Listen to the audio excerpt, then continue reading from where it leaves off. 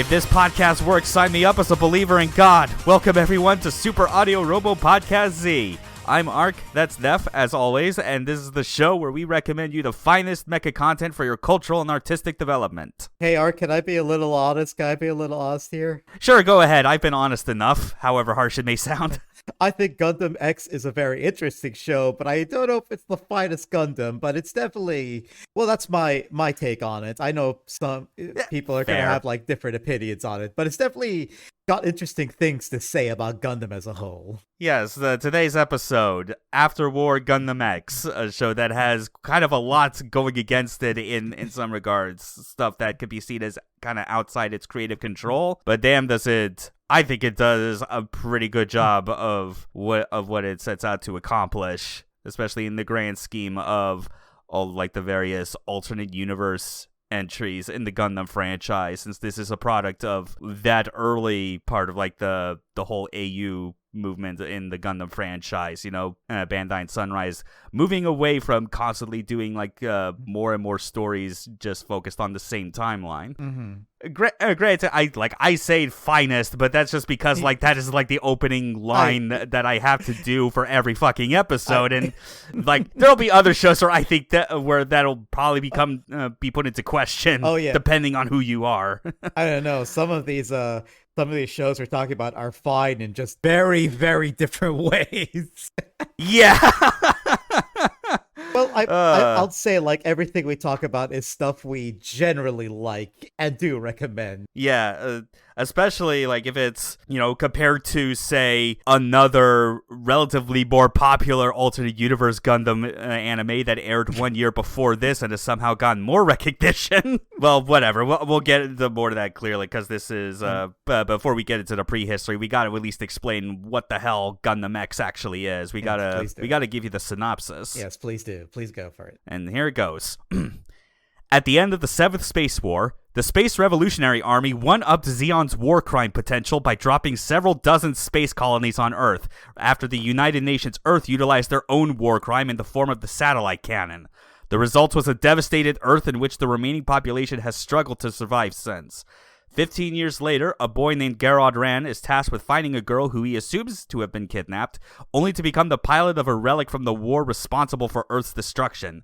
The GX 9900 Gundam X. Yeah, compared to what you might typically think when you hear like the word Gundam and the kind of stories that it would entail, this is a post-apocalypse story. Yeah, it's a very interesting post-apocalypse because unlike a lot of other post-apocalypse stories, there's stuff like you'd expect, like, oh, here's the Mad Max like style area with raiders and all that, but there's also a lot of like nature healing itself, people still living through it, and you know what I mean, right? You get what I'm saying? Yeah, absolutely. Like it's kind of surprising how it's like it could have been worse. Well, I guess by this point, like in the technology of like of this series, I doubt that all of those space colonies were powered by nuclear reactors or anything, so it wasn't going to cause like a fallout or anything. It's just really fucked up the geography of like of the planet itself for a good while, and that after 15 years it's like you see essentially like a new world order that people have been living in that is like largely lawless, but people just willing to like make their own communities. That it's that kind of story and setting. There's also a surprising amount of cities that are that still look like modern day cities and function as them, which is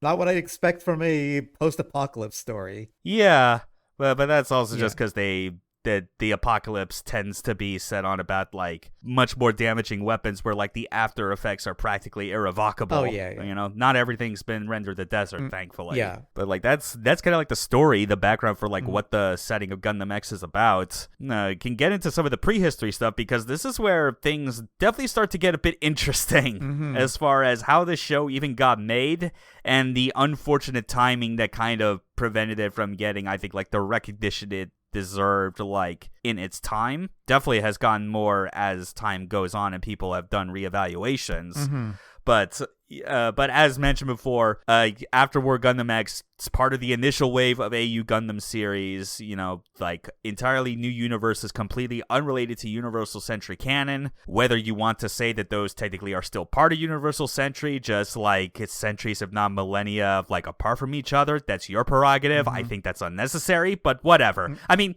Turn A already kind of addresses that kind of approach anyway, at least like the gist of what I kind of gotten from how Turn A kind of approaches Gundam as a whole. Turn A has also is another show that directly involves all of Gundam, not just the UC. We're talking about encompassing the entire spectrum and has a lot to say about it. Yeah, whereas with Gundam X, it has a lot more to say about specifically Universal Century, as a lot of my slightly humorous synopsis shows that, like, you could tell from the names mentioned that, like, there are clear analogs made to various factions or, like...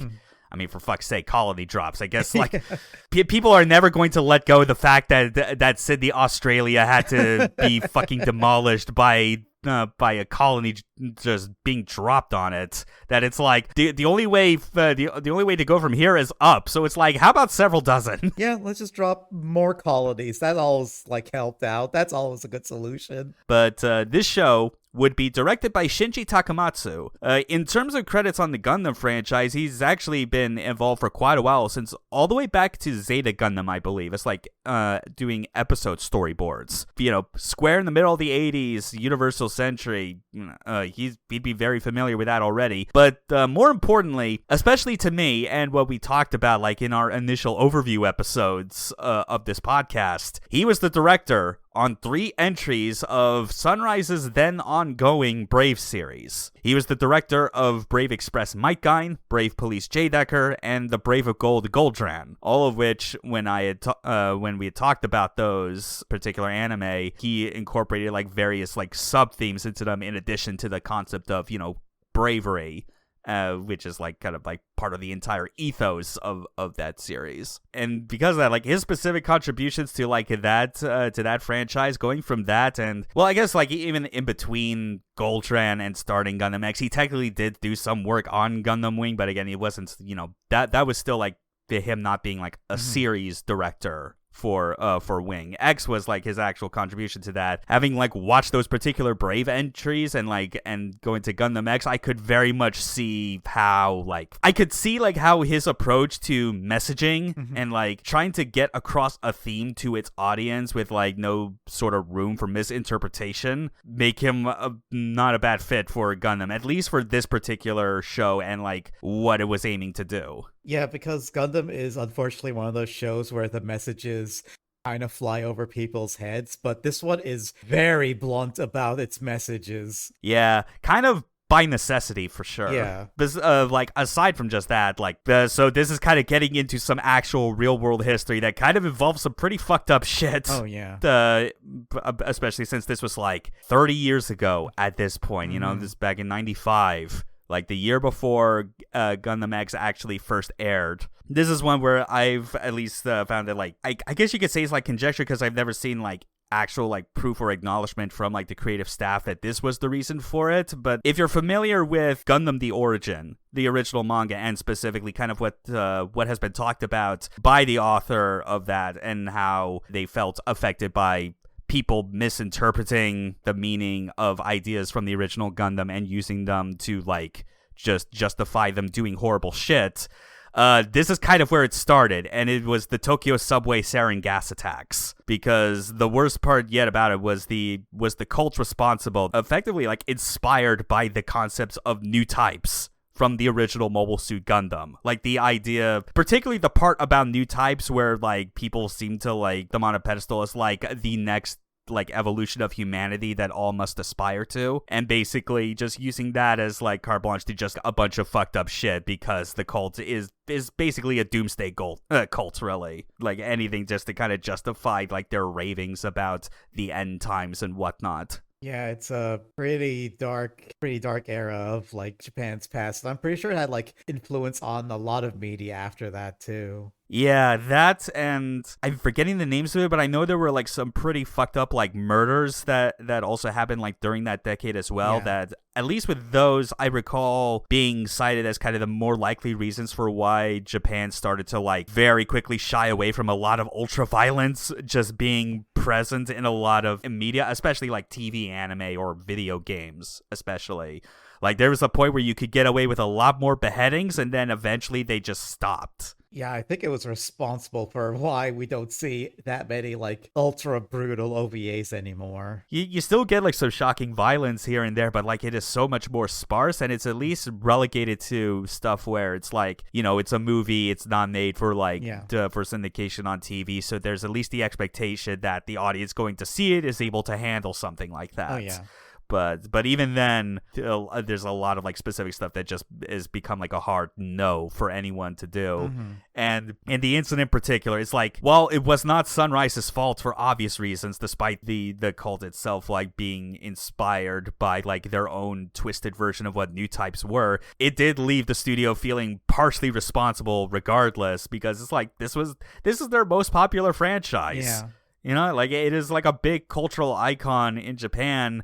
And a lot of like the original ideas behind what new types were, like even outside of like the cult that was responsible for the sarin gas attacks, just like new age movements in general in Japan were very much like kind of spurred on by a lot of the ideals put forth by like what new types were being presented as in the very weird, somewhat specific, somewhat vague way that Tamino was trying to get across back in the original, because even after all this time, with all the different ways that like people have like interpreted the idea of new types, is like Tamino, I think, is still very clearly holds on to like his original idea of what that was all the way back in the late 70s, even though everyone else has moved on from it. Yeah. From Sunrise's position, it's like, it's a shitty feeling that I don't blame its members for having, but it's also the sort of thing where like in reality, like there should not be a reason why like someone that creates this sort of stuff should always be held responsible for what their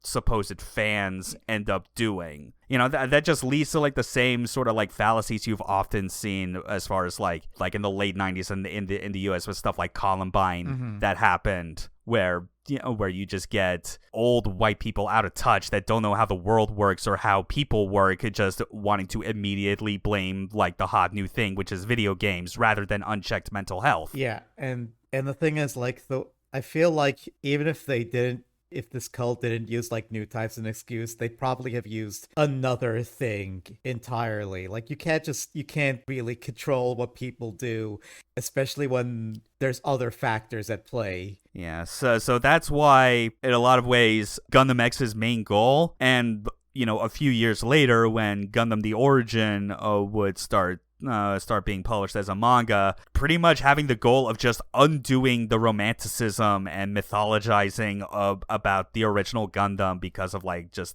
the legacy it's had, the influence it has had on society and pop culture at large. Yeah. It's obviously much more obvious in the case of the Origin because it is explicitly a retelling of the original like anime story, but with like making sure that there is no room for any kind of sympathy for anyone on the side of Zeon. Absolutely not. It is way more like blunt about it.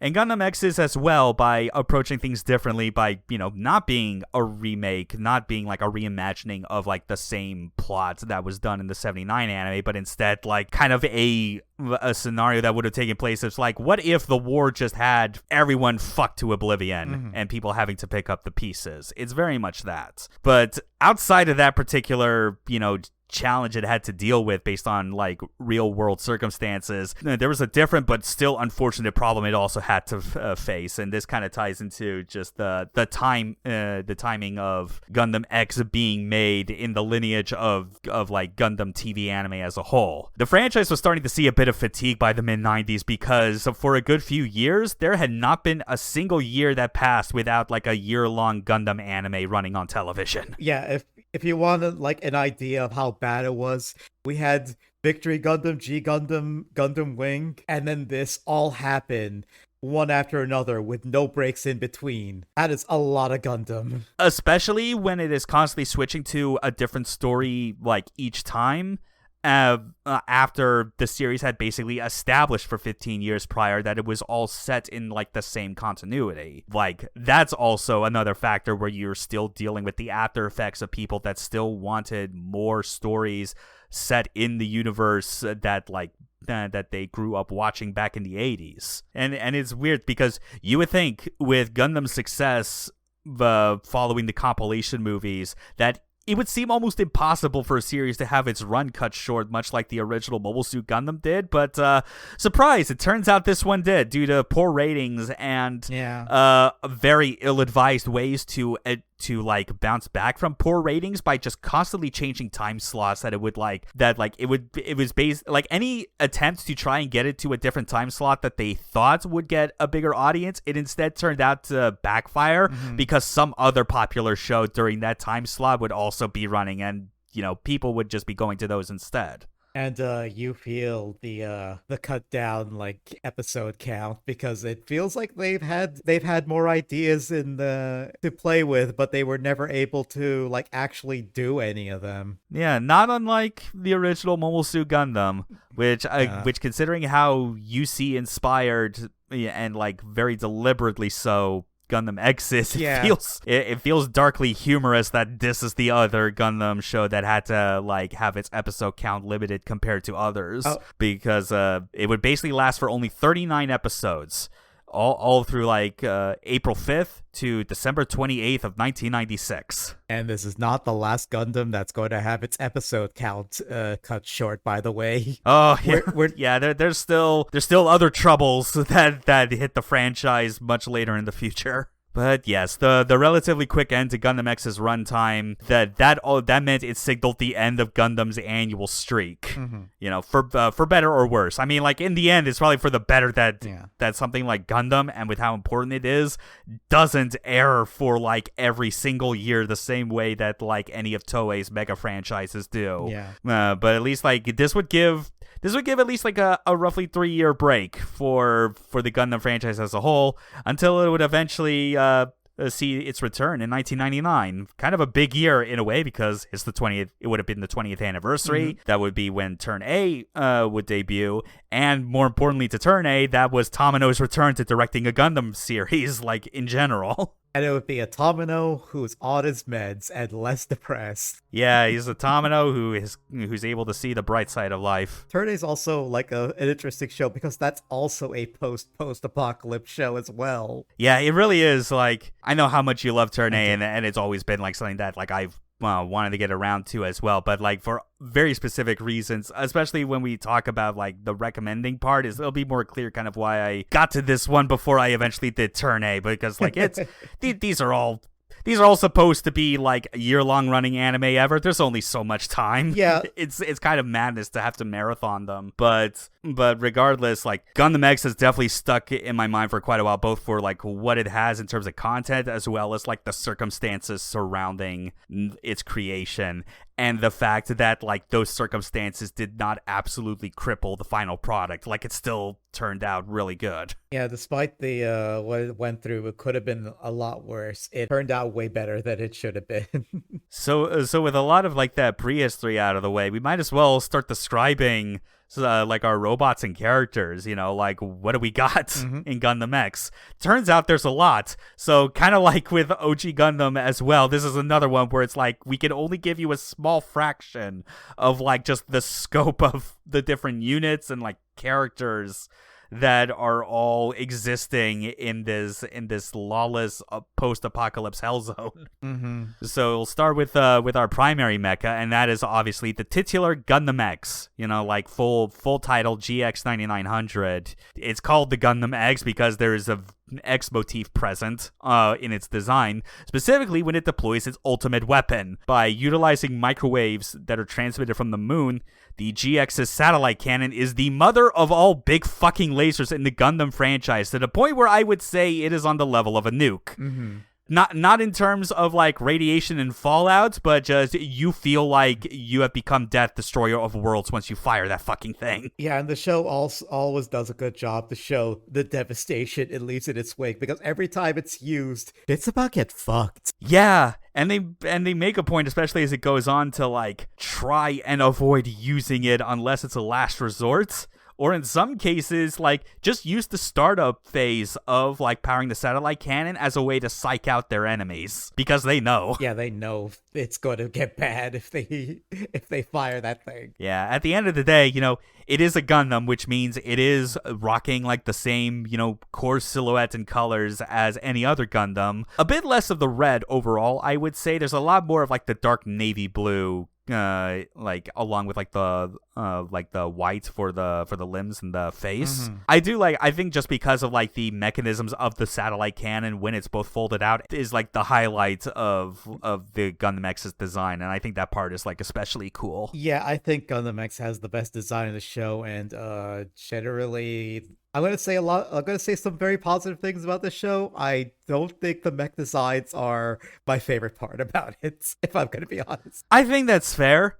There's definitely, like, I think especially because of just when this came out, and, like, after the previous, like, Gundam series that were airing the years before, is that you can look at some of the designs and they feel a little bit also-ran. Yeah. It kind of reminds me of how, like, despite liking Brave of Legend the Garn so much, I feel a bit like fatigued by the robot designs because they're still recycling a lot of like the same core concepts in like their vehicle modes and like general silhouettes. Yeah. But with the Gundam X, also by this point, because of what Gundam had settled on for a good few years now, is that the regular Gundam that it starts with is not what sticks around to the very end. Obviously, it gets like a full upgrade, or at least like a replacement, more like, but not before it gets a modification during the first half of the series, turning it into what's called the X Divider. And this is one where it's like, what if we just ditched the satellite cannon and gave the Gundam X a lot more practical mid to long range weaponry while still keeping the X motif with like its backpack? Yeah, giving it a shield that just starts firing lasers, which actually does kind of still work with its silhouette and everything and its design. It could even be attached to the back and used as an additional booster, which I always thought was like an especially nice touch. Oh, yeah.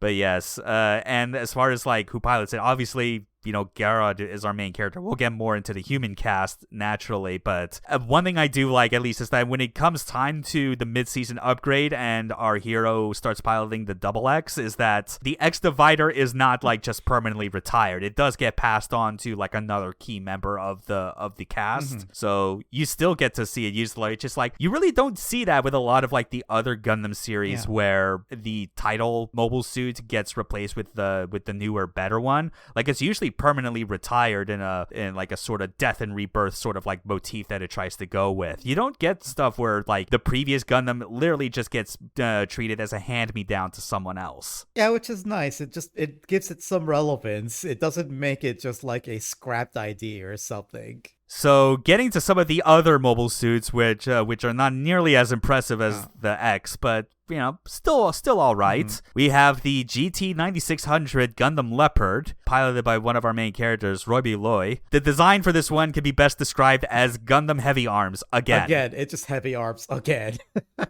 Which, if you like robots with all the Daka, I mean, you're sure to like this because there's still like some pretty impressive arms on it. But yes, it is the sort of thing where like it is a been there, done that sort of thing. It's still pretty potent, and you do see it a lot in action, especially since like the Gundam X getting its mid-season upgrade. Leopard also gets one as well, turning it into the Gundam Leopard Destroy. It's just more powerful armaments, but also a different paint job, going from like dark turquoise to red. Otherwise, it barely looks that much different aside from the color. Yeah, it gets like a different color, which is really funny in a way. And following that is our GW 9800 Gundam Airmaster, piloted by Wit So, and its main gimmick is transforming into a fighter craft, much like the Zeta Gundam. Kind of the thing we talked about so much, like when like in the wake of Macross making the concept of transforming mecha popular, is that basically encouraged Gundam to get in on it in like a small capacity by applying it to like the Zeta Gundam itself.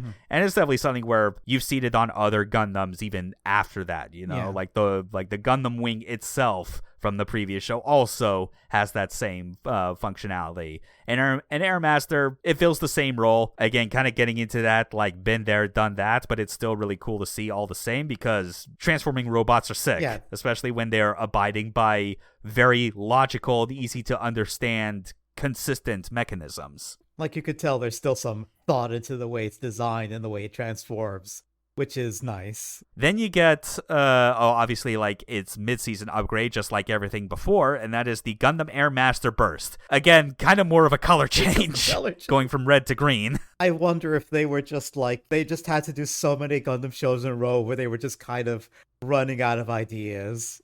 I don't want to be too mean, but that's definitely what it feels like. Combined as well with like the episode counts requiring them to like speed things along when they knew they were going to end soon. Like, I would not be surprised if there were like additional ideas to make it stand out that just had to be like left on the cutting room floor. But the final two mobile suits that we want to cover, just to keep the theme going, because there are so many other mobile suits, like, in this entire show that could be best seen as, like, weird modifications of, like, mobile suit designs that you would immediately recognize from Universal Century. So the Gundams are the ones that at least manage to stand out just because there is more of them. I will at least say, when it comes to the X, Leopard, and Airmaster, I feel like, especially because those are the main three that you see for the longest time, go back to, like, the UC comparison. Since I've often looked at it as being like that trio as being Gundam X's version of how in the original it's not just the Gundam going out to fight, it's the Gundam backed up by the gun cannon and the gun tank, which have their own different effective ranges and tactical roles in battle. And that's always what I felt the Leopard and Airmaster were supposed to be, like, kind of in support of the Gundam X itself. Yeah, I wouldn't be surprised if that was just, like, deliberate, and especially how they both take inspiration from two different Gundam shows as well.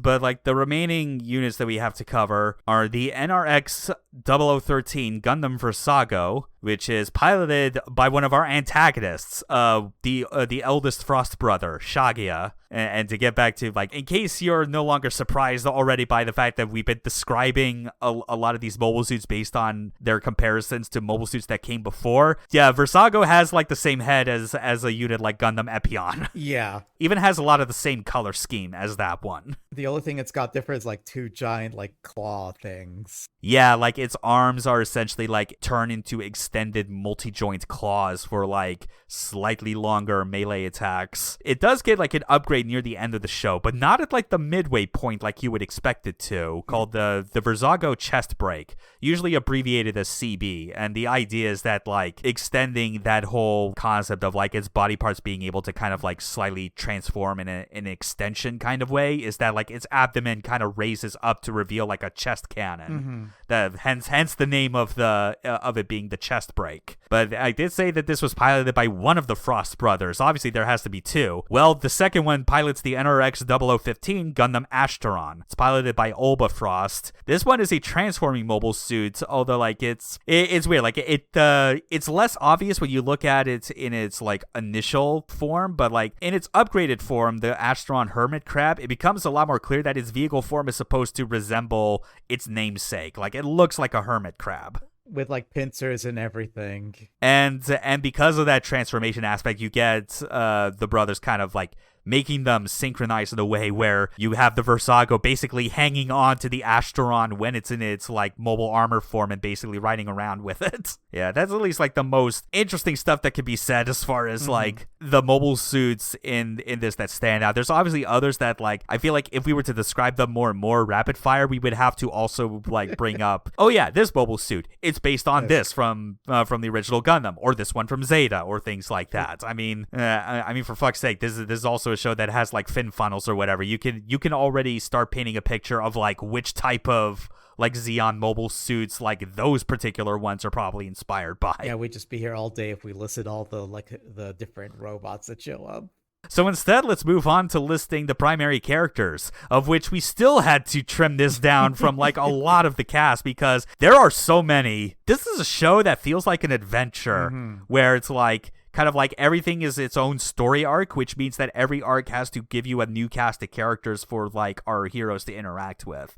But at least as far as the ones that you'll be seeing a lot, we obviously have our hero, Gerard Ran, the protagonist who's only ever lived in the after-war era of Earth, basically like born after all the colonies fell and people were living through basically the worst of the apocalypse with like just nuclear winters and like other horrible weather conditions. And just because of the fact that he's never grown up in the more civilized time period, he has significant trust issues with other people. So like you see it a lot in the early episodes where it's like when he is dealing with someone, you know, like trying to negotiate something, he's always trying to be the sort of person that is acting one step ahead. You see it, I think the biggest example of it when he's trying to like auction off a mobile suit and knows full well that there are a lot of unsavory people that are trying to just not honor the deal and steal it anyway.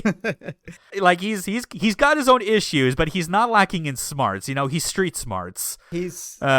But he does grow a lot even after that point. I guess he's a little more different than a lot of other Gundam protagonists at this time because he's a little more like, I guess, morally dubious, at least in the start. And he's got like a little, what's the word I'm looking for? Like he's got more guts. He's more gutsy than a lot of other Gundam pilots at the time. Except for like Domon. Yeah, gutsy is a good way to describe it. Yeah, especially because it's you bringing up Domon from G Gundam, and you know he is just very standoffish to start, just because he is so mission focused. One thing as well that like I want to point out as far as like Garrot's design, and this kind of gets back to how much like I like whenever I think about Gundam X, it's always in relation to its director and his work on the Brave series.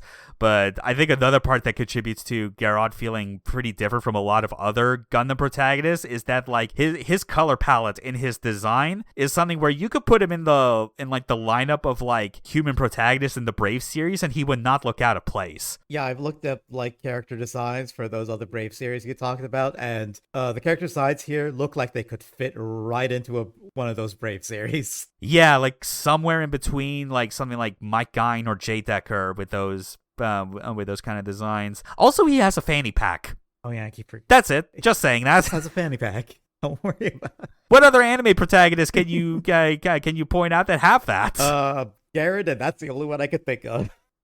Yeah, pretty much. But as he grows as a person, you know, he's the pilot of the Gundam X, and that comes after he meets a special someone and ends up like lending his help to the Freeden. And that special someone is Tifa Adil, a young girl with psychic premonitions and other traits that classify her as a new type and therefore make her a target for a lot of unsavory people that want to exploit her powers. It's because of that she is extremely closed off to others, but only by like meeting Garrot for the first time does she slowly, before exponentially more so like opening up to others.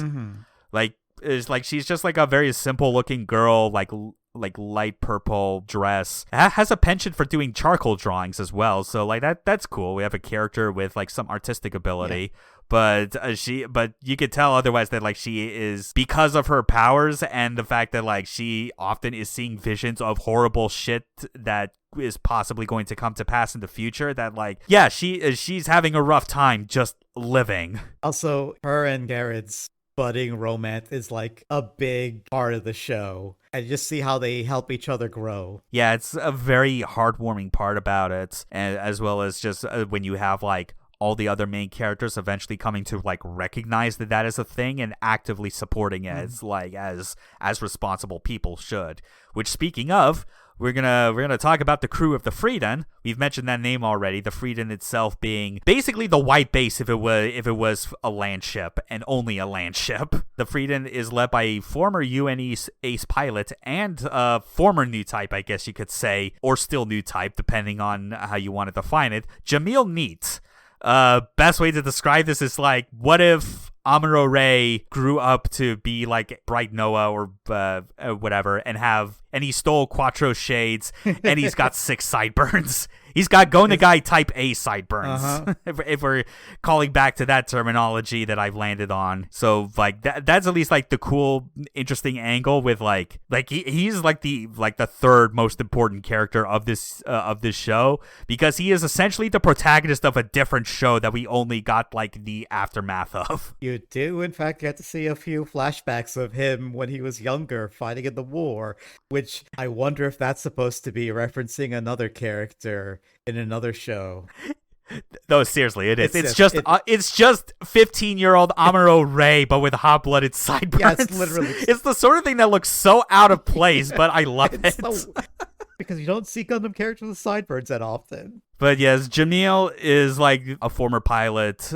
He was actually the original pilot of the Gundam X, for that matter, which leads to like a certain level of guilt in his involvement, considering he was the one that fired the shot of the satellite cannon and kind of spurred on the Earth just getting gang fucked by several dozen space colonies. But like as he is now, like during the events of this show, he's basically leading the charge on a mission, a personal mission of his, traveling the Earth in search of other new types, you know, with the help of Tifa's premonitions to try and find them and basically do what they can to like protect them from those who would exploit their powers. And to help them are like all sorts of other characters that are with them on the Frieden. Those include Sala, or Sarah, I guess, depending on translations, whichever ones you go with. I think Sarah is supposed to be the intent, but considering that this is Gundam and a lot of names are fucking stupid, I'm going with Sala. I think that's fair. Yeah, there's Sala, there's Tonya. They work on the bridge of the Frieden. There's Witz and Roiby, which we talked about. Like, they're the pilots of the Air Master and Leopard, respectively. They're technically freelancers. They don't become full members of the Frieden crew just yet. It's only after kind of seeing what's at stake and realizing that they don't really have much reason to go back home that they stick around for the long haul. And then there's also Dr. Tex. Hey. Who's, he's the doctor. He also knows how to use a gun. Have you ever seen that image? I'm a healer, but this is where it came from. You also want to know what another meme comes from that's a screen cap from this. It's Tifa holding her face in shock after she sees Garrod fire the satellite cannon for the first time in like a fucking 360-degree rotation. And it's associated with, I'm forgetting like the user that made this on back on Twitter years ago, but it's, I think like the description was, me when I hear someone say, unlike other mecha anime, this one's about the characters. That's true. I also make that face whenever I hear those words. I make that face, and then I have to do everything I can to not find them and punch them in the face.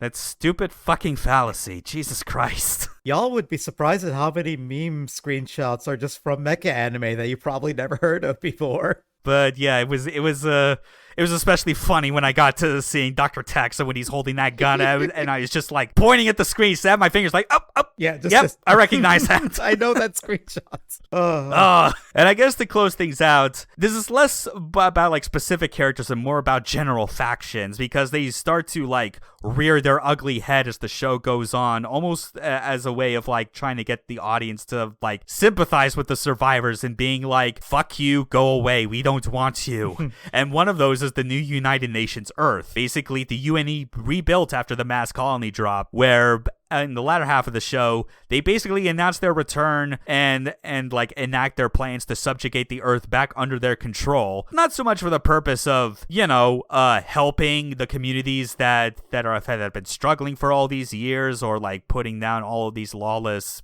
factions and like raiders. Is like, no, they really only care about just getting their power back so that they can like start their beef again with like the other faction that put them in this position in the first place. Because it's led by Fix Bloodman, a person whose name is only slightly less evil sounding than Dr. Hell.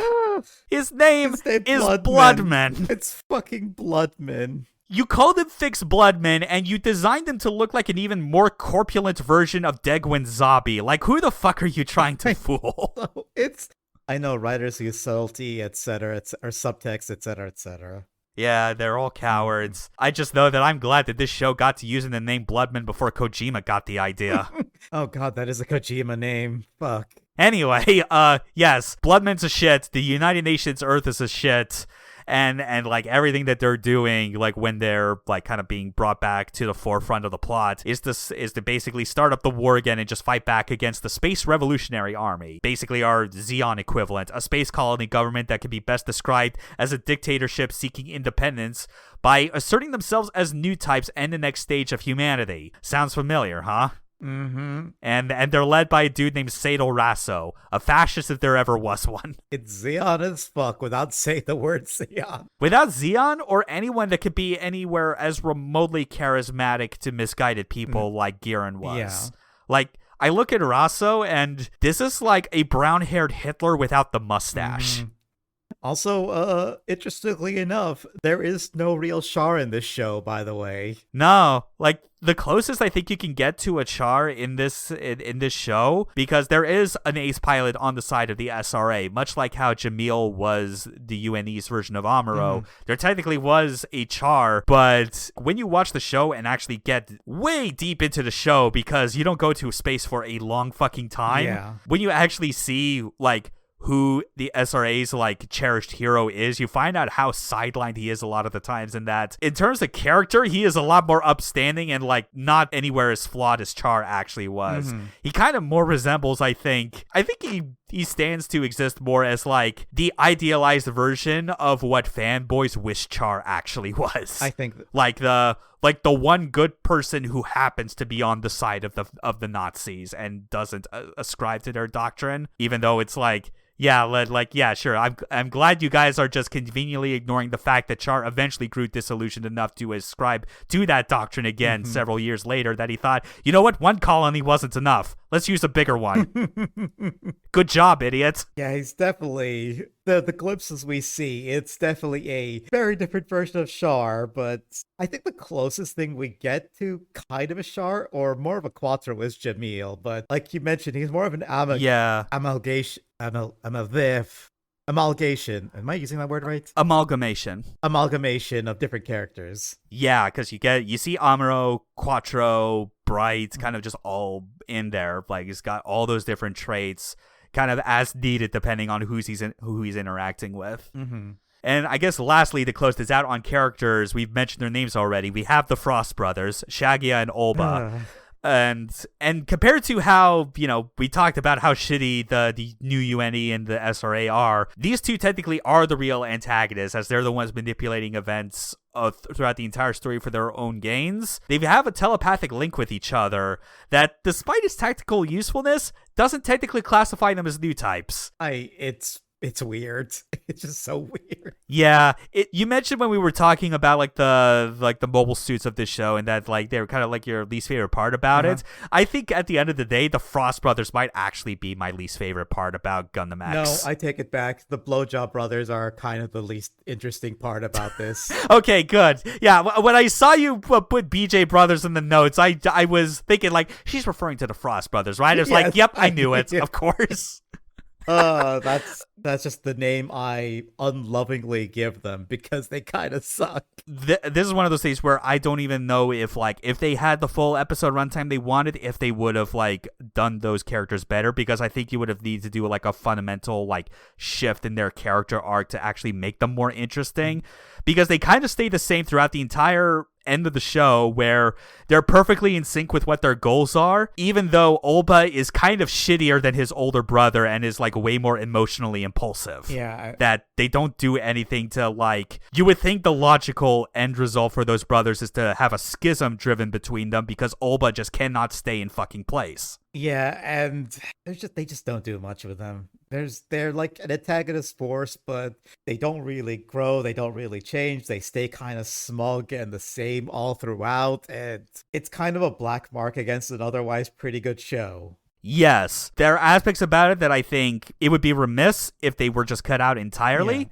but considering how a lot of the story is set up in Gundam X, where it's a bunch of mini arcs, the Frost brothers honestly make more sense if they were just contained to that one arc, that where they would be most relevant, because the fact that they have psychic powers but that doesn't qualify as new types is important to what the show is ultimately about, but we'll have more to say about that during spoilers. But for now, with everything we've had to say about like these characters, the robots, kind of like the whole setting and backdrop, I guess this is the time where we have to describe why we recommend this, despite the fact that we have given, very fair critiques about things that aren't just glowing praise, like a lot of the other stuff we talk about. Yeah. We said as much, and it still remains true, despite its production challenges and, the franchise fatigue Gundam was having at this point. This is an anime that has gotten a much-needed reevaluation over the years for the things that it is actually successful at. Like, rather than focusing on, just trying to fix the flaws, it's like it at least decided to focus on the things that it knew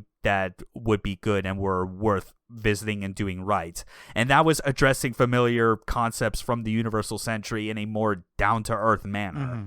it being a Gundam show, while still not made for kids naturally, because this is a franchise that is about war and the horrifying nature of it. Takamatsu's previous work in directing the 3 Brave series that he did, I do think it cannot be denied that those work that he did is reflected in the show's commitment to like not just conveying its themes, but like even the way its characters are presented. Like there are dramatics, as there always are in a Gundam show, but it's not absurd dramatics. Like these are characters that are straightforward enough that there's a lot of like, you feel that they are dealing with like real understandable struggles, and that you want to see them overcome them, and any decisions that they do make are at least like things that are logical and consistent with them and the story that they're in. This isn't a constant downward soap opera spiral where they have to like one up their dramatic tension over and over until they lose the thread.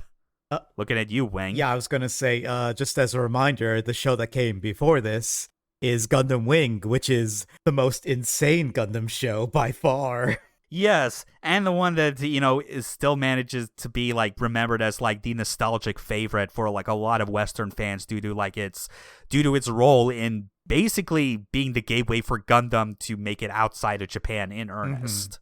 And kind of extending from like what was talked about with like the characters and like all their different arcs, Frost Brothers aside, because fuck them. This is a Gundam anime that's from the beginning much more about being a love story. Yeah. Which G Gundam's kind of like that as well, but it's less subtle on that front, because Domon is like just so standoffish really in that show from the very beginning, that like he's so oblivious to the fact that like he has feelings of like love and romance, whereas it's much more obvious that Garrett and Tifa, they feel something between each other.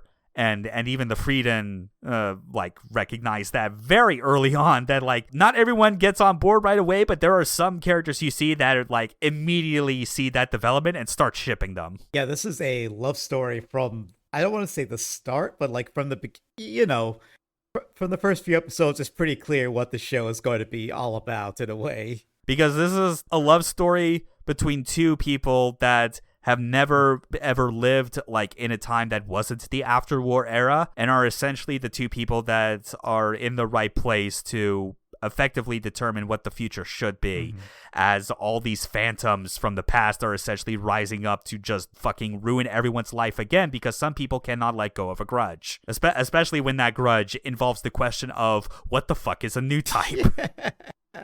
This show has a lot to say about new types. It sure does. Even compared to other Gundam shows, it's got some cool stylistic choices too that you don't really see elsewhere in the franchise. It's a more minor detail, if anything, but like I do kind of enjoy seeing how it does some things compared to others, particularly the way that it, like, every episode has like a cold open, it always starts with like just like a black screen, fades in the word Gundam X, and then a little bit of like the start of the episode before smash cut to the opening, which both openings in this show are fucking fantastic. They're so good. Dreams and Resolution by Romantic Mode are so good. They're so 90s, but in a good way. And I think more impressive than that is the way the show integrates like the ending sequence with the next episode previews. Like, if you remember how those go, because it's like the whole ending like credit sequence is all going in the background while it picture scenes from a scene from like the next episode with a narration describing what's going to happen before ending with a character saying a line that ends up being the name of the next episode, which is always like there's always the matter of, do you or do you not skip openings or endings after a certain point when you're watching an anime, especially something that runs for a long time. But this is one where I think it's like there's definitely good reason to like want to watch the ending sequences in Gundam X just because of how they're presented and the fact that no other anime, at least no other Gundam anime, does it in this style. Yeah. Also, I can't think of many other shows that do it this way as well. I'm sure there are some, but I can't think of any right now. And lastly, like, obviously, this is a long show. This, it's longer than 13 episodes or even 26, like kind of a lot of like major anime series are, but it's also not as long as, most Gundam anime were during this time period because it was cut short. But it is important to remember there is a difference between a reduced runtime and being canceled. Yeah. this is a misconception that I know that staff that worked on the show actually had to constantly correct people on, because when people talk about it like reduced episode count, they were like, oh, what a shame the show was canceled. And it's like, no, it's not. Like, canceled, like, in a lot of cases would imply that the show had to end in a state that was unsatisfactory to, like, its creators, because this is much like the original Mobile Suit Gundam from the 70s, where it gets to the ending that it actually wants. It's just corners had to be cut in other places along the way and, like, speed up the pacing, but nothing to the point where you feel that there's a lot missing. Yeah, you still get a satisfying show in the end. You do not get, like, a show that just suddenly stops. As I said before, it was not canceled, just reduced runtime. Despite speeding things along near the end, you still get a complete product in the end, which is what you want. As time has become more favorable to Gundam X, the farther out it has gone from its original airing. It does mean that there are now official options out there for watching the show in English, even if they are not as prevalent or widespread as some of the more popular, like, Gundam entries. Like, this is still a Gundam anime that, like, because of its relative unpopularity, just did not get an English dub like a lot of the other Gundam franchise has at this point. Which, again, if you're a subs only kind of person, that's no skin off your back. Yeah. But at least one thing I do want to say, as far as, like, the time being more favorable to Gundam X and reevaluation over time, if we want to get into, like, the core reason why, like, I was so interested in Gundam X for the longest time and why I decided to, like, watch this first before I would eventually get to Turn A, is largely because of Another Century's Episode 3. Yeah, you've played that, Neff. You know what I'm talking about. I do, yeah. Those units were especially fun. You even get the full-on satellite cannon to use in that game and everything. But and it wasn't just in that game as well. It has been featured in a few Super Robot Wars game as well. Yeah. I believe it was like Alpha Gaiden and then Z. the Z series. Yeah. Because Super Robot Wars Z, the first one, there's actually a surprising common factor between a good number of their anime franchises that gets represented, and that a lot of them actually are conducive to a post-apocalypse story, which Gundam X technically is. Yeah, it's pretty much like Z and, like, all its contemporaries are all, like I said, post-apocalypse stories, and they all, like, somehow they managed to make them work with each other, which is a feat in itself. Yeah, it's always an impressive thing to see in any Super Robot Wars game when it's like, that is just the biggest headache you have to overcome, is like, how do you make these disparate things, like, meld together well? Yeah, this is like, I know we talk about Super Robot Wars a lot, but this is a series that somehow managed to make, oh yeah, over there is Evangelion with its whole shit. There's Gundam and the entire UC war. There's G Gundam and it's like Earth Federation fight, all happening at the same time. Don't worry, it all makes sense. Also, we took the shitty protagonist from Gundam Seed and actually fixed this characterization. Yeah, we made Gundam Seed Destiny like an entire focal point in our game, and we made it good. Yeah, we made it tolerable. Fucking give those devs a Nobel Peace Prize just for that. But I guess getting back to, like, the final point regarding, like, official means of, like, getting it, it's like English Blu-rays were distributed in 2016, so you have that as, like, a physical option. But since that was, like, 9 years ago at this point, it's hard to say, like, how expensive those might be or if they're still getting printed regularly. But as far as streaming, I was surprised to find this out very recently, but as of the end of 2024, you could watch the entirety of Gundam X on Tubi. I guess that works if you're one of the people that, like, that watches a lot of your content on Tubi, if that's your thing. Otherwise, I mean, we're old anime heads anyway. We know how we, like, watch a lot of our stuff anyway. None of it is like, well, it was all, quote, legally acquired. Yeah.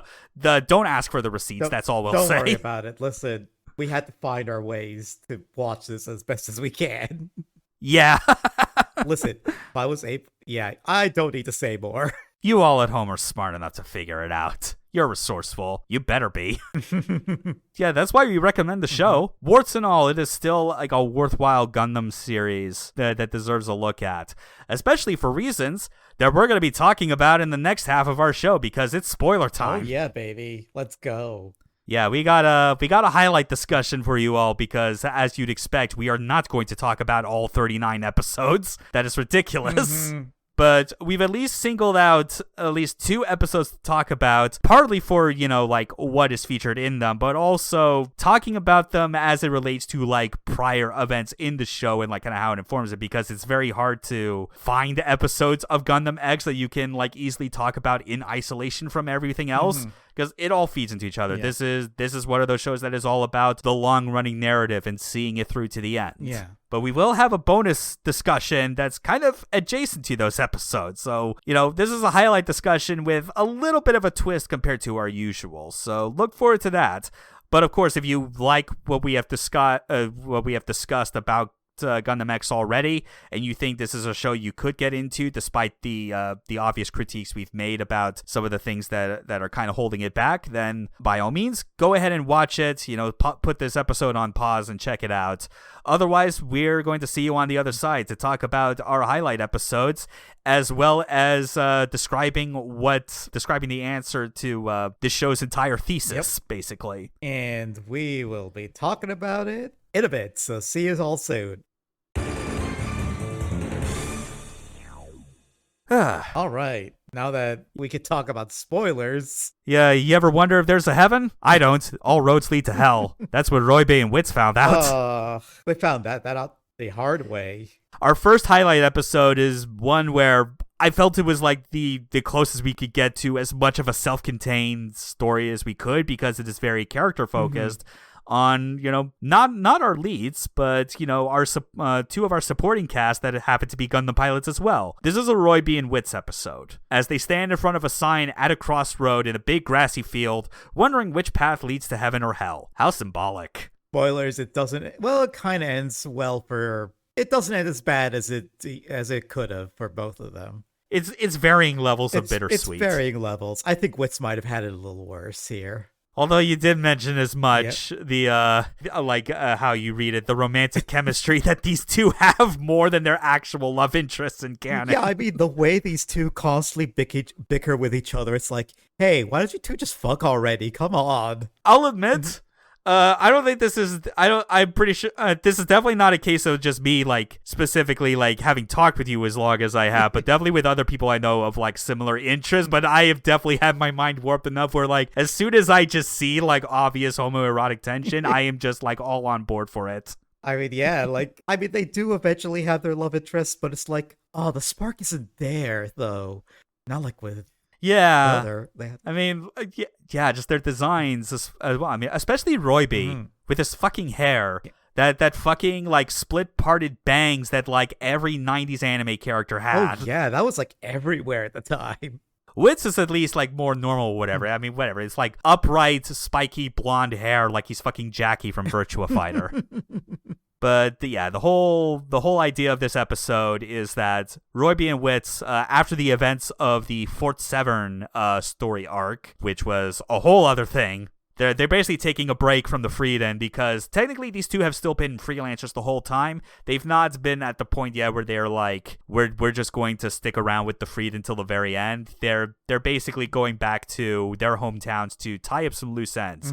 In the case of Royby, his part of the episode is significantly more lighthearted and goofy compared to Wits, because he's just bringing around a shit ton of roses inside the cockpit of his Gundam Leopard, by the way, to every girl he has ever romanced.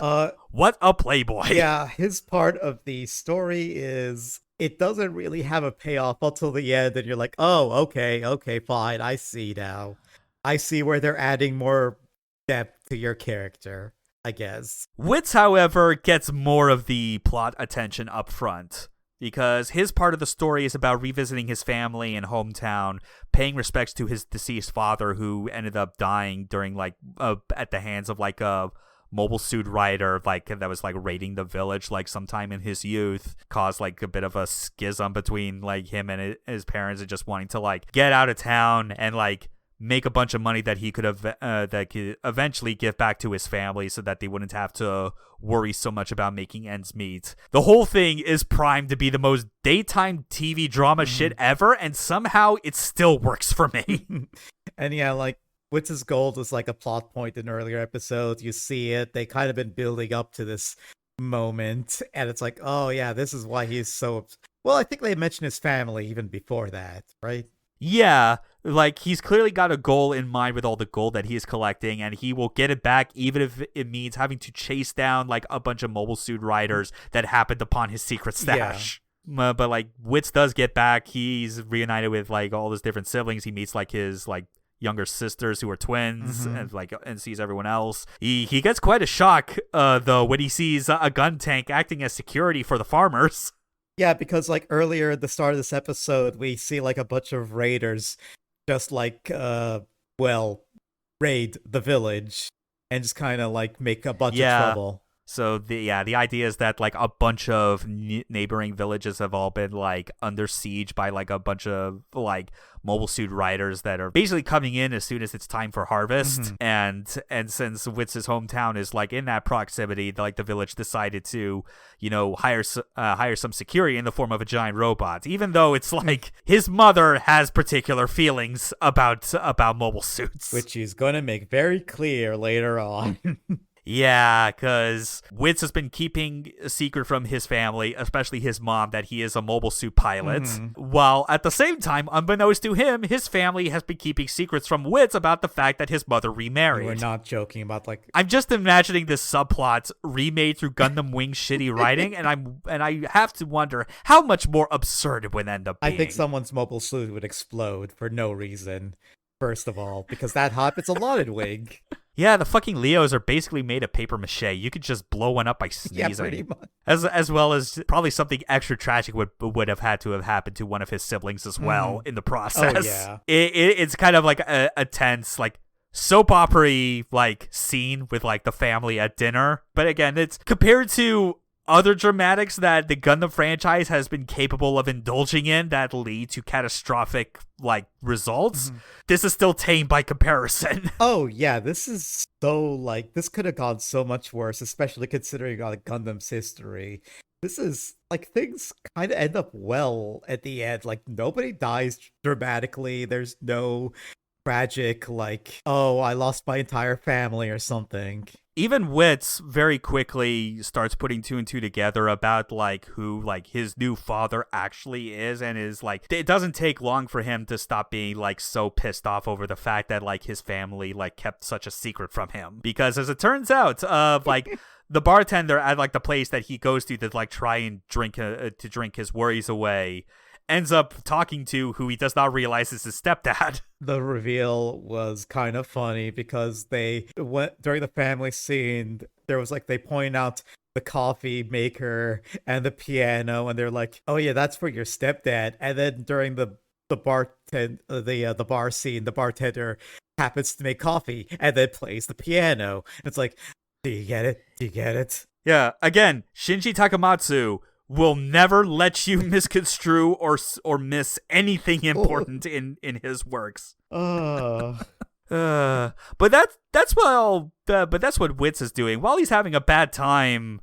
Relatively on return to his hometown, Roybe's having a different but similar feeling because while he has been going to all of his past loves and just like having to tell them like, here's a rose, sorry I cannot stay around, I just wanted to let you know that I still cared about you, anyway, bye. Yeah, you did bring up a good point kind of earlier in one of your notes about how one of the girls just basically tells him to go to hell.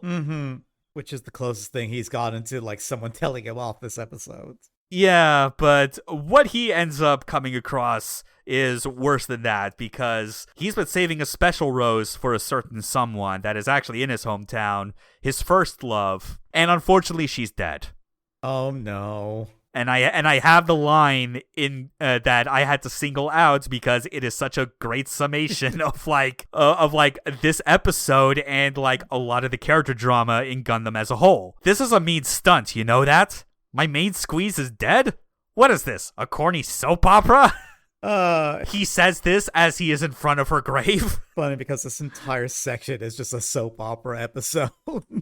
The most tolerable soap opera you could think of, especially because it only needs to be one episode. Yeah, this is not stretched out like to a lot. This is just a self-contained thing. And that's more or less just where Roybe's like kind of saga ends for the episode, is, you know, finding like the grave of his first love, making peace with that fact, pour one out over her tombstone. Wits, however, comes face to face, with the raiders that we saw at the start of the episode that were pillaging the nearby farming communities, and decides, I don't care how much my mom hates mobile suits, this is the only way to save the town.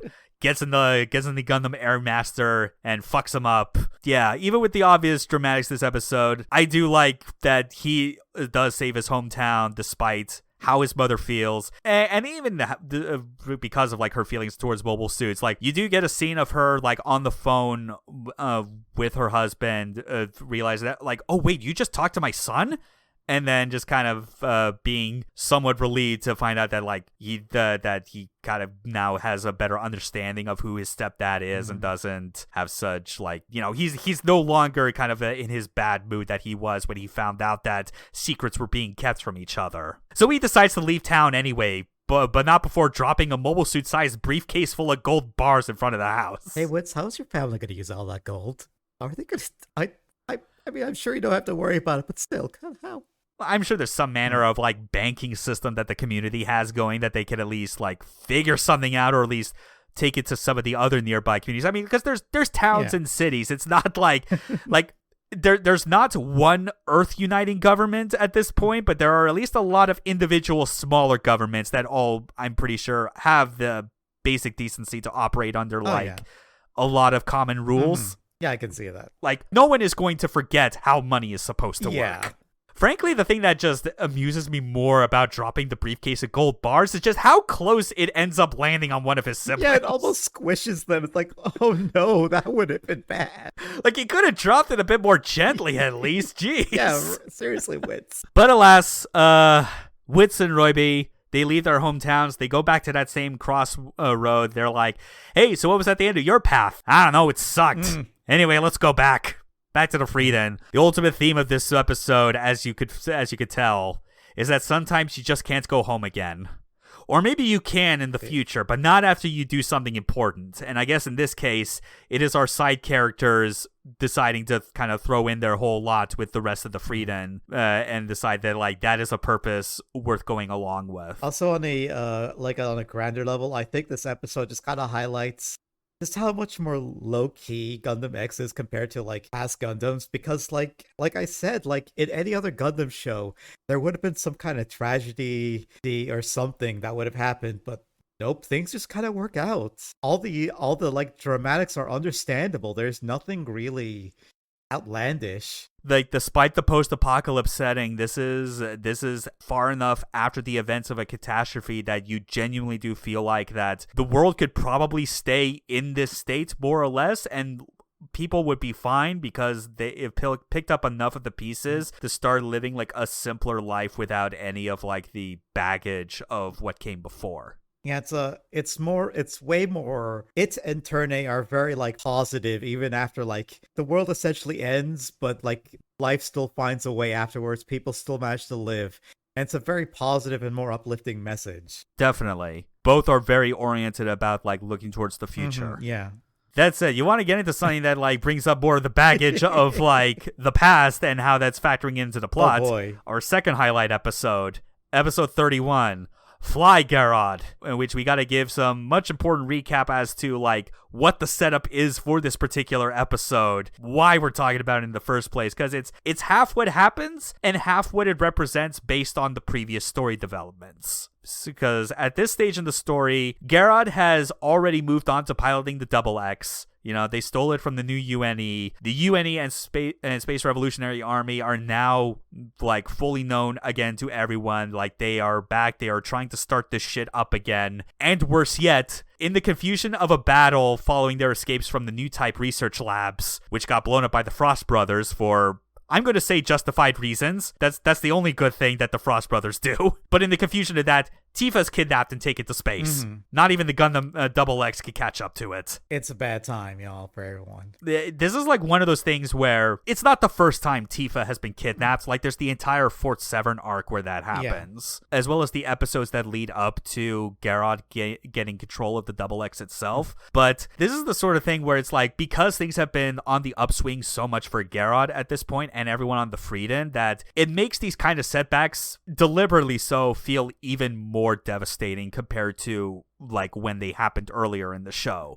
Because when you have like the most powerful Gundam ever not able to catch up to a fucking spaceship, that feels bad. And you can feel it because Garrett is in a bad way for most of this episode. You can also tell, even if she's not visibly showing it, you know Tifa's also is like in a bad way over this, as you get to see the shot of like her on the shuttle with like her captor, Nicola. And this is important to know, like whether it's your first viewing or a repeat viewing of Gundam X, anytime someone opens their fucking mouth about knowing what new types are, you just know they're completely wrong and are ruining someone's life because of it. Yeah. Because Tifa just wants to go home, damn it. Yeah, it's kind of a constant where, like, anybody who believes in the concept of new types as something special kind of fucks things up for a lot of characters. Even if they're doing things under the pretense of, no, we're not going to exploit new types. That's why we need to forcibly take you to where we live, where we validate new types. Never mind the fact that it's like a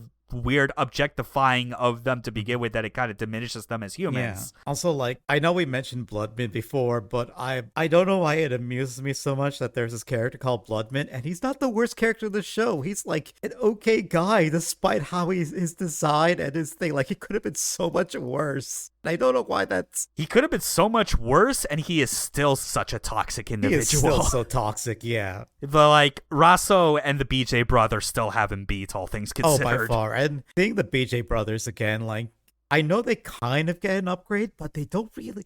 It's not really much of an upgrade to their suits, is it? Not really. It's more like additional armaments and things like that. Well, I guess it's almost the same, like, in terms of armaments and, like, fighting capabilities, it is an upgrade in the same way that the Leopard and Airmaster get upgrades, but I guess it feels less just because at least the Airmaster and Leopard Gundams get different paint jobs to signify their upgrades. Yeah. Versago and Ashtaron remain the same colors till the very end. And it's just got me, like, thinking, like, okay, so if the show got more, it's, like, proper episode count and budget and all that, I wonder if they actually would have gotten like a full-on upgrade. I think it still would have happened at the time that it usually does, which is it's at the point after we get introduced to like space as like kind of like the next stage of the story. Yeah. Because that's where the upgrade versions come in. Yeah. So I think it just would have been more time spent with them and maybe like highlighting the differences of just like how much more deadly these versions are compared to their predecessors. Yeah, but that's just speculating at this point of what could have been. It's speculating, and it doesn't change the fact that at the end of the day, like, what needs to be conveyed in the plot till the very end of the show still manages to get through anyway. Yeah. But until we even get to that point, you know, we gotta get back to our boy Garrod, just seeing how demoralized over losing Tifa, like, he has gotten. Like, I think the part that, like, that gets me especially in the feels over this is, you know, like after like repairs are being done to the Frieden after the last battle and everyone realizes that Tifa is missing, they find that like in the wake of her being kidnapped, when she was accosted, she was actually working on a charcoal painting. It was a picture of her and Garrod, and like it was partially burned like in the fire that like hit the Frieden. So it's like the thing that gets Garrod to finally talk, even though it hurts him all the same, is being shown that drawing that Tifa was making of them, and you feel so bad for him when it happens. Yeah, because by this point their relationship has actually progressed like by a lot. And you could see them growing with each other, and just them losing each other it's pretty effective just seeing how it affects them. Because again, like when she gets abducted during the Fort Severn arc, that's before she's still she's still more closed off at that point compared to, you know, this part in the story. You know, it actually takes until the beach episode story arc / there's a fucking new type dolphin for her to actually learn to that's another thing. Spoiler, there's a dolphin that's actually a new type. We didn't talk about those because that would require us to forfeit all these other highlight episodes just to talk about that story arc. Also, I don't know if that's my favorite story arc of the entire show. It's kind of silly. It's kind of silly. It's especially silly when you learn about how, like, dolphins, based on what we know today, is that they are not the gentle, noble creatures that everyone thought they were in the 90s. Oh, yeah. It's not... It's become way sillier nowadays. It is like the definition of aged poorly when you think about it. But like the current situation in this episode, Garrod opens up like when he sees the painting, starts bawling his eyes out. The fact that they took Tifa to space and he couldn't catch up to her, there was nothing he could do. And this is where the real triumph of this episode comes in. Again, this is more to do with like what it represents as far as story and character development rather than the specific events that take place during them. And that is the crew of the Freedens like resolve to rescue Tifa, not for the explicit purpose of like some greater good or Jamil's original mission statement, simply because their boy lost his girlfriend and they gotta help him out of his funk. That's literally what it feels like. Yeah. And the way they do it is like they're giving all the support that they need to make sure that Garrod can be the one to go and get her back. Yeah, it kind of feels like they're just more of a family at this point. Like, this is to get back to like comparisons with like original Mobile Suit Gundam, since like this show definitely likes to like pull a lot of inspiration from that. Like, obviously there's a lot of comparisons to be made between the White Base and the Freeden. You look at like the personnel that was on the White Base, it was like a wide range of different characters, both military and civilian. I mean, for fuck's sake, there was a trio of preschoolers that were like an important part of the cast in that show. Whereas the Freeden, with the exception of Garrod, Tifa, and the chief mechanic, who's named Kid because he's a boy wonder mechanical god, is like everyone else is an adult that lived before the events of the mass colony drop. And it's the sort of thing where like despite the overwhelming like ratio of like adults to kids, there's a Japanese comment I recall seeing. I think it was like on a YouTube video that was for like the full version of one of the show's openings. And you know how like those type of YouTube comments are when it's like something that's associated with like a show or movie or something that they watch, that they reminisce about like the thing that they liked about it most. The Japanese comment that stuck out with me the most when I put it through like through a translator was it was refreshing to see a Gundam show where the adults behave like actual adults should. That's an amazing comment, because I was just thinking the same thing, because in every other Gundam show, the adults are dysfunctional and terrible and kind of abusive. And this is, like, I was thinking about almost every adult in this show is reasonable and mature, which is kind of insane for a Gundam show. Yeah, all the real like baggage that they have to get through with like their characters is very much in the early part, when they have to deal with the fact that this 15-year-old kid who came in control of a relic from the war is someone that we need to have on our side, because we can't let anyone else have this mobile suit. We can't trust him, and he can't trust us either. Yeah, so it takes a while to get that fixed, even when it comes to making enemies with people that eventually grow in their own separate ways to kind of become allies in the end. Like, we want to quickly go over Anil L's whole deal with this, because she comes back in this episode in a different capacity compared to other moments earlier in the show. We might have to let's just go through it quickly, I guess. Yeah, just very quick. Anil was like a character that was like introduced very early on as like another one of like those raiders, vultures as they're often called, to like basically try and like capture Tifa and the Gundam X. And like her run-in with Garrod is skeevy to say the least, because it is during a moment where Garrod runs away because he can't trust the Freeden, decides to auction off the Gundam X, only to have Anil like win the bid, and then try to seduce him in his hotel room that night. By the way, she is an adult woman. He is 15 years old, so it is kind of creepy how she is hiding for this child and is very vindictive about it when she doesn't return it. Even though it's like her being an adult, I would not be surprised if the actual age is something like 18 or 19, but that's still not okay. Like that almost feels worse in a way, when it's like, you can't just wait the extra few years, seriously? Yeah, it's a weird subplot. It's a weird detail that I don't think was necessary, considering like there are a bunch of other ways that you could like get her to be like extremely hateful towards Garrod due to like, you know, a previous battle or something, maybe like insulting her or something to that effect. And the fact that like she just goes wandering around the world, initially trying to get whatever resources she can to like antagonize him and like get payback, before eventually trying to settle on other things, especially when she realizes that the SRA are trying to make a comeback and realizes, you know what, I don't think I'm on board with these Nazis anymore. I got my own problems. because how the rest of this episode goes, to kind of like sum things up getting near the end. But the SRA has made their move. They have made themselves known to the new UNE. They're doing that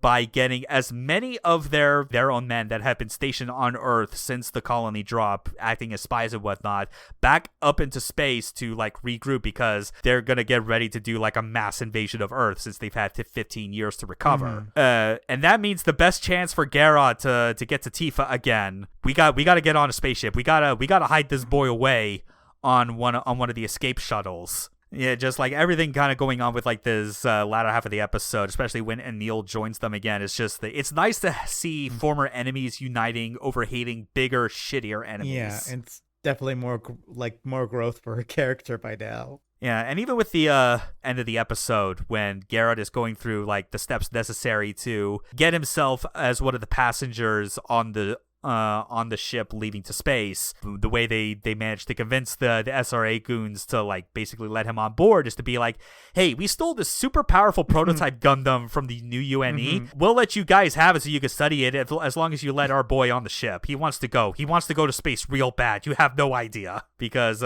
only he can go to space. Even to the point where the UNE catches on to that, like that this shuttle launch is about to happen. There's an interesting detail where like you see Garrod like instinctually start to move towards the Double X to pilot it, because he knows that he needs to like fight off these enemies before everyone stops him, because it's like, no, you got something more important to do, buddy.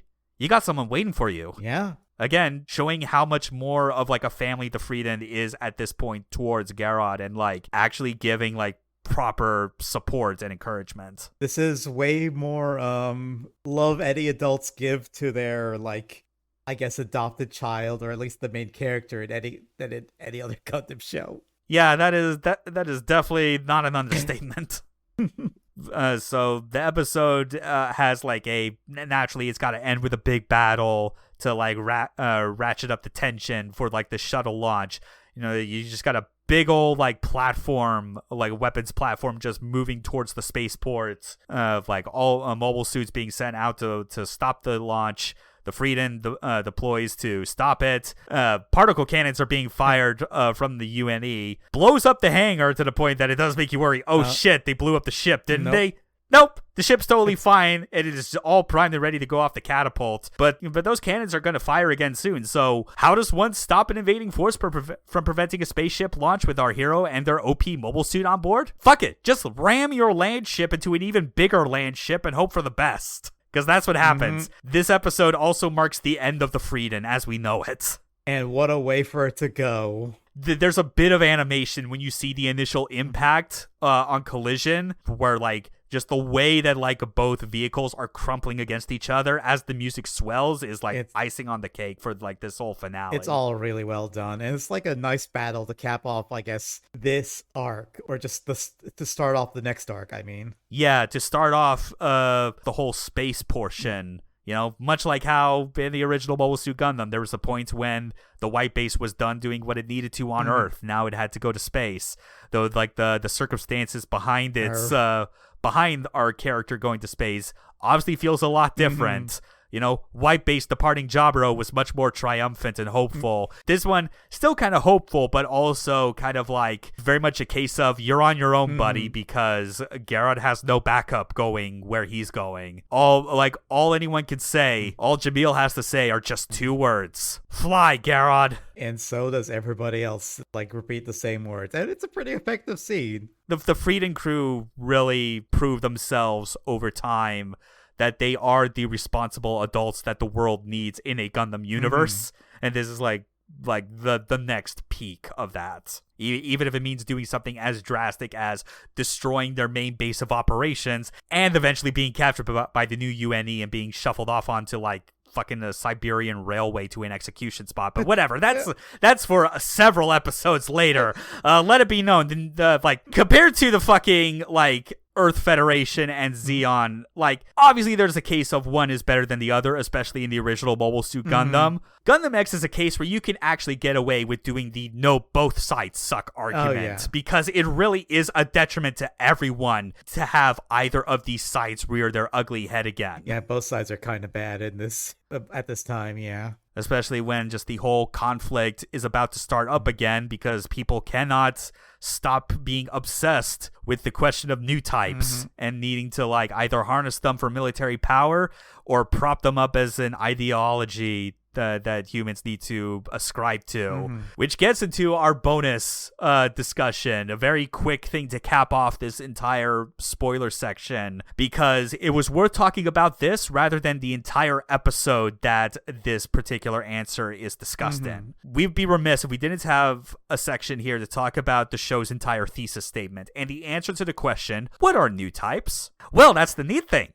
They don't exist. Yes. So this has to do with what is basically described in the final episode, the moon will always be there, which I find is always interesting because like the episode before it literally is called like the line of dialogue they use for like the penultimate episode feels more appropriate for what the final episode is, because it's conversations with a character that has been addressed as the first new type called Dome, which at this point is no longer really a human or living person. It's just the consciousness of what was considered the first new type built into a high-tech facility on the moon, which is what supplies power to the satellite cannon. It is the base that supplies like the microwave ray antennas, and the thing that has kept it alive all this time are the autonomous G-bits, like autonomous mobile suits that like protect it with like precision accuracy. Like imagine like bits or funnels, but mobile suit shaped. That's them in a nutshell. And it makes for a cool visual when they're all like, when you get to see them all like sorted out. The way they move is very much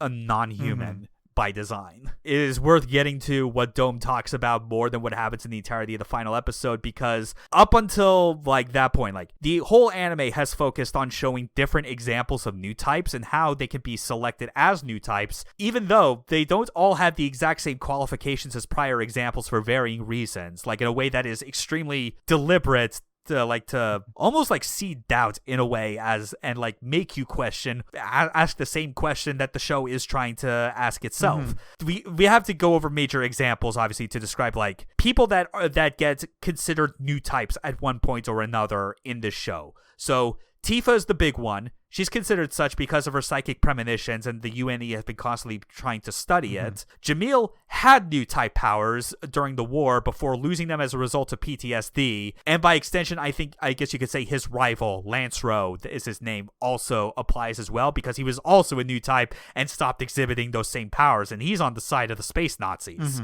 Then there is Karis from the Fort Severn arc, who is an artificial new type. I believe, like, I've heard the term cyber new type in relation to like the Universal Century, and I'm pretty sure this is supposed to be like, I take it this is supposed to be the exact same thing, where it's new types made by like man-made methods instead of natural. Yeah, like it's pretty much a cyber new type. He even like pilots a robot, like a mech that's just like the Hamons or the Purus from like Double Zeta, which I'm blanking on the names, but the Queblis, yes, those. Yeah. So like there's that.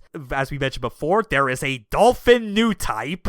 And then there's Lucille, who is like another new type from the war, and her powers are more exhibited from her being like in a canister, like of suspended animation at the bottom of the sea, but is able to use her powers to possess others and like use herself like as a medium to like enable other people to reactivate their new type powers even briefly. And then lastly, another important example is Abel Bauer, who is like basically part of like a series of tests done by the Frost brothers to try and like create a situation in which someone awakens new type powers as a result of combat stress. He's the only one that succeeds, and he's the only, and because of that, he gets shot for it. By the way, this is a 1-episode thing. This is like a 1-episode guy. Yeah, 1-episode guy, but he was most significant because he was the only successful test case of that entire crop of otherwise unsavory characters. Yeah. There's a lot of freak shows that the Frost brothers decide to throw at the Freeman. But then you get to Sado Rosso during the space arc, like when he's introduced, and he would basically disqualify all of those because they weren't born in space, and he can't have his dogma be proven wrong or revised in any way. You have to be this and this and this specifically, or you cannot be new types. Also, only people born in space, even if they don't have new type powers, are still new types eventually. Never mind the fact that we cannot predict when or how they will ever get their powers, just that they're in space, which means they're superior. And that's that's also not even getting into the category F bullshit, which includes the Frost brothers, because having long-range telepathy somehow doesn't make you pilot Gundams good, I guess. It's also for that very reason, like, their entire like motive for being villains in this entire episode, where they are explicitly trying to bring about like the next war between the new UNE and SRA, just to destroy everything, and as well as for them personally kill all other new types, because they felt like they were robbed of any sort of like significance or purpose in life, because they were not, despite having powers, they weren't the powers that other people were wanting. It's really stupid. It would be really interesting if they actually, like, you know, delved into that in the earlier episodes, or showed any of that, you know? Or just had their undoing be more a result of, like, the brothers splitting apart due to, like, just being unable to keep Olba under fucking control. Or that even. Literally anything. Yeah. They give all these different examples, and contradictory ones for that matter, some of which, you know, as especially in Rasto's case, existing purely for ideological reasons. They're done for the purpose of having Dome's big speech at the end to explain new types are no more different or special than any other person. The whole reason anyone started searching for them in the first place is because people had like kind of a crisis of purpose the instant they went into space and were confronted with the vastness of the known fucking universe, and like needed something to kind of like revive like their sense of purpose, or give any sort of guidance for like where humanity should go now that they have left Earth. But really, it's like what Dome gets at on top of that is having psychic powers. It's just another talent that can crop up the same way someone can be musically inclined or comprehend high level mathematics at a young age. Hell, Kid, the mechanic that is like the third miner on the Frieden, might as well be a new type for the fact that he clearly knows more about how to like build robots good than everyone else working under him. Like, fuck it. I'm reminded again of how it's like new typism, I guess, could go both ways that I'm accepting of. It's either this or it's the line that Amuro like just says offhand in the original Gundam when everyone is kind of showing their concern about the fact that Amuro is developing in very strange ways, that he is basically becoming a new type. That he goes, with everything that we've experienced and survived up to this point, we may all be new types. It's just like like we keep mentioning, it's bringing the message that new types aren't special and making it way more obvious this time, making sure there's no just making sure that you don't misunderstand the message. And it ties in very well with like Gundam X's entire outlook of like needing to prepare the future for the next generation, because like the ultimate villains that are really holding like everyone back up to the very end, you know, it's Bloodman and Rasso and the Frost brothers. Mostly Bloodman and Rasso in terms of like old grudges, really.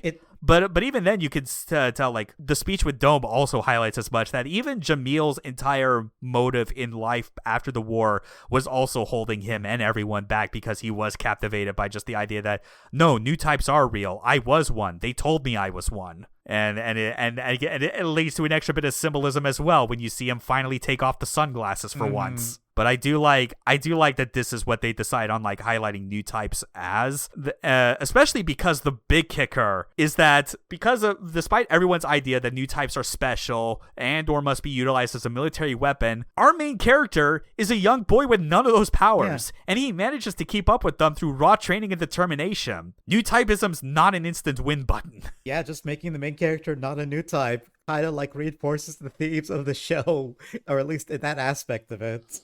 Any lesser show would have undone it by trying to be like, actually, you were the real new type all along, or some other bullshit where it's like, oh, your genetics actually are what make you special in the end, which is like, oh, cool, so we're promoting eugenics. Good job, assholes. This is the only AU I could think of that directly talks about new types in this way. This and Tomino shows are the only like shows I could think of that have like a very negative, they don't try to spin it into like a positive way, or like try to make it say like, oh yes, this is definitely the next step of humanity. It's like, no, fuckers, these are just like people, and just like people, like there are bad new types and good new types. Being a new type does not make you special. You're just a human being, a regular human being like everybody else. Especially when later you see era stuff, especially when you get to the time of like Gundam Unicorn or whatever, it's like new types are basically like the ultimate prerequisite prerequisite to be a mobile suit pilot worth anything. Yeah. And even like even other AUs after this point, I very much missed the point of like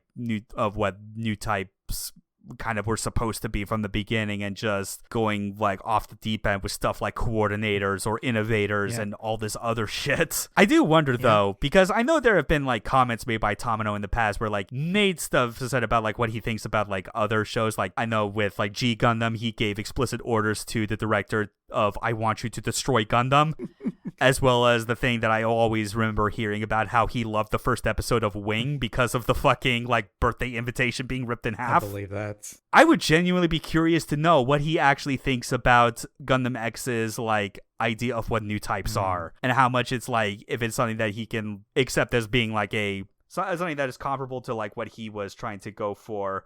Or if like I wonder if he would actually get hung up on the part where Dome is explicitly saying there are no new types, or that it's an illusion. Because Tomino's whole idea, you could definitely tell, was always about like, it was always more about the ideal than the scientifics. Yeah. I don't know. I don't recall him ever having like any comments made, but I'm not sure. I don't know. It'd be really interesting to hear what he say about it, because he definitely had a lot to say Turn A Gundam about Gundam as a franchise. Yeah, that's the big thing with Turn A that has always been like well known to me. It is very much like its meta kind of like story, its messaging is about like the acceptance of Gundam in all of its forms. Yeah, it's like, nope, this is all part of the same like umbrella. Yeah. And it also like it deals with a lot of themes. Like even like we've seen the meme about the Gundam shooting the gun and it's going over someone's message, the Wow Cool Robot theme.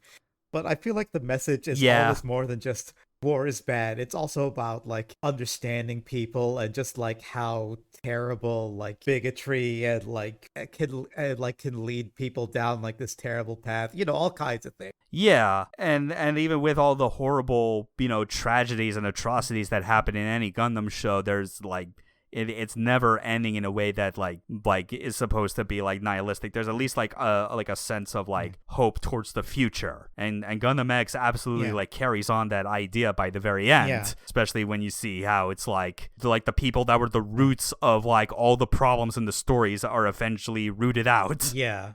Even though the Frost brothers somehow still live, which I think is kind of bullshit. Yeah, they should not have lived in that.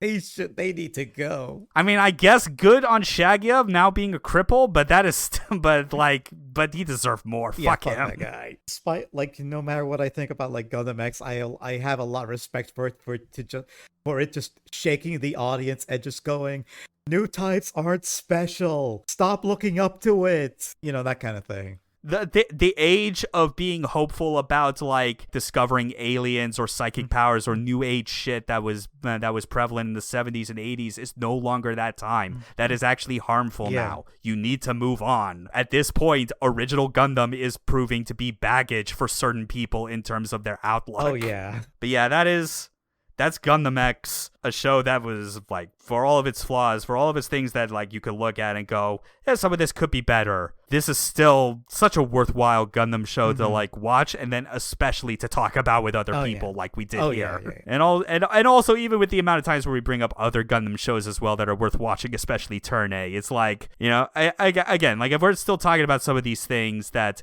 don't get full episodes like Turn A, the fact that they're still being brought up constantly is a good sign as well that, hey, you should watch Turn A as well. I still need to watch Turn A. That's at least still a good priority I should be making for this year. You should watch Turn A, but I understand why you haven't yet, because that is a long show. It's a long show, and it turned out, hey, Gundam X is like slightly shorter than that? Sure, I'll do that. Oh, it's a lot more digestible, so I understand. Also, just the fact that I played so much of Another Century's episode 3 made it so that it was like, I got the extra appreciation of watching the show that those units came from and being like, oh yeah, that's that move. Yeah, it did a good job, like just transcribing Gundam X into a video game. Definitely makes me want to like load up like the like Gundam versus games again and like try out like the actual Gundam X units in those games and see how those shake out. Yeah. Because I spent plenty of time with like the G Gundam units for obvious reasons. I wonder why, but that's bad. Yeah. Thanks for being on for this episode, And Neff. thank you for- We definitely had like unsure thoughts as far as like where this discussion would go, considering how very different Gundam X is compared to like other Gundam shows or even a lot of the other mecha anime we discussed for this podcast. But I think this was still a worthwhile talk all the same. It turns out there's a lot to chew when we talk about Gundam. Yeah, be it good or bad. Thanks everyone for listening, watching the video versions, all that jazz. Tune in for next week's episode. Can guarantee you it'll continue to be a surprise up to the very end. I hope you all are ready for Gundam C. No, fuck that. I can't. No, we're not ready for that. We're not ready for that.